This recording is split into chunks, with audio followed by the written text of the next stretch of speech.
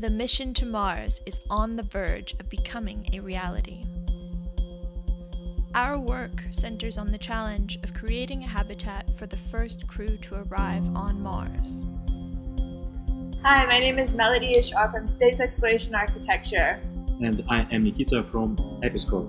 Together, we are participating in NASA's Phase 3 3D Printed Habitat Challenge to design and build a future Mars habitat.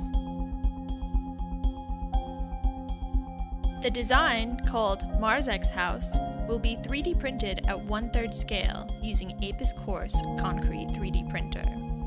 The printing will happen during a live demonstration hosted by NASA at Caterpillar's facilities in Peoria, Illinois. We've already completed several rounds of testing and prototyping. In the future, 3D printers will be deployed to the Moon and to Mars to construct structures for human habitation. Our goal is to print the entire habitat autonomously without human intervention.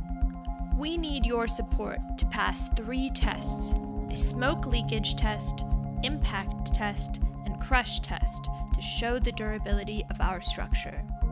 Support our campaign and help us advance NASA's vision to build human habitats on Mars.